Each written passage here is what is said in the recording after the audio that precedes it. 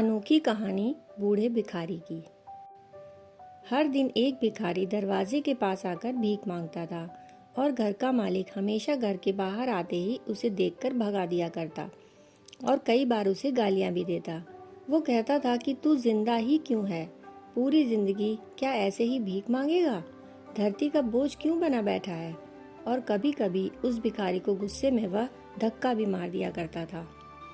इतना कुछ हो जाने के बावजूद भी भिखारी के मुंह से सिर्फ यही निकलता कि भगवान तुम्हारे पापों को माफ करे। एक बार उस सेठ को धंधे में बड़ा नुकसान हुआ। सेठ बहुत परेशान था कि तभी उसके दरवाजे पर वही भिखारी आया। गुस्से में अपना आपा खोते हुए सेठ ने उस भिखारी को पत्थर मारा। पत्थर लगने के कारण भिखारी का सिर फूट गया और उसके सिर से खून बहने लगा। फिर भी दर्द से कराहते हुए भिखारी ने इतना ही कहा कि भगवान तुम्हारे पापों को माफ करे। भिखारी वहां से चला गया। सेठ सोच में पड़ गए कि भिखारी को पत्थर मारा, फिर भी उसने सिर्फ प्रार्थना की।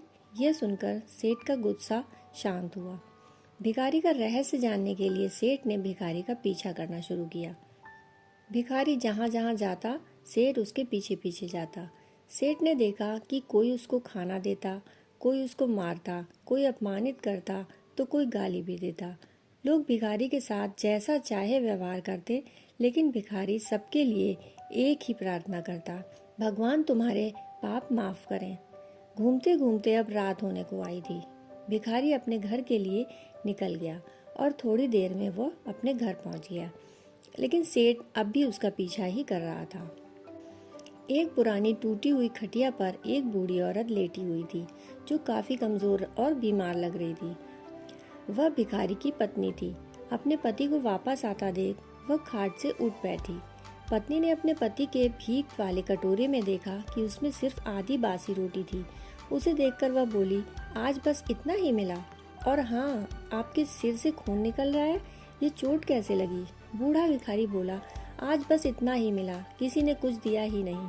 सबने गालियां दी और एक ने तो पत्थर भी फेंका, इसीलिए मेरा सिर फट गया। एक गहरी ठंडी सांस लेकर बूढ़ा भिखारी फिर से बोला, यह हमारे ही पापों का फल है। तुम्हें याद है कुछ सालों पहले हम कितने अमीर थे?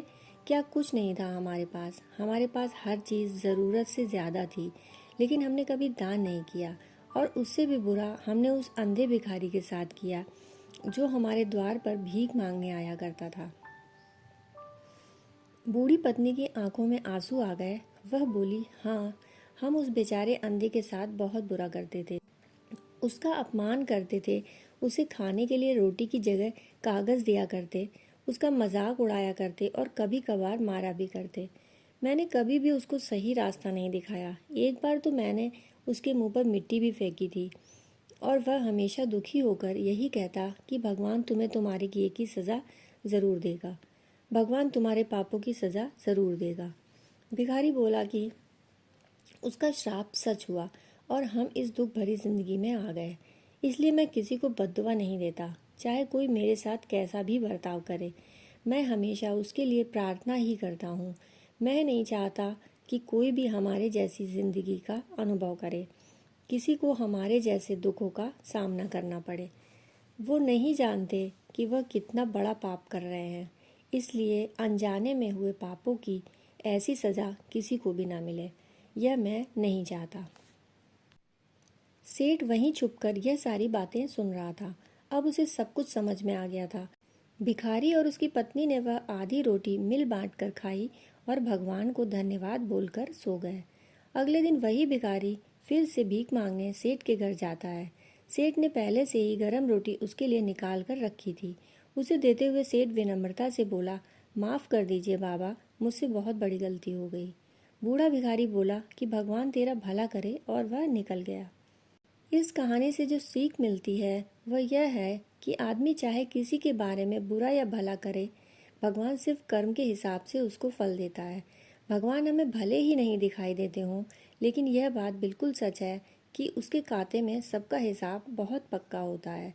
इसलिए जब भी किसी के लिए कुछ भी करो तो अच्छा ही करो। दोस्तों, कहानी सुनने के लिए आपका बहुत बहुत आभार।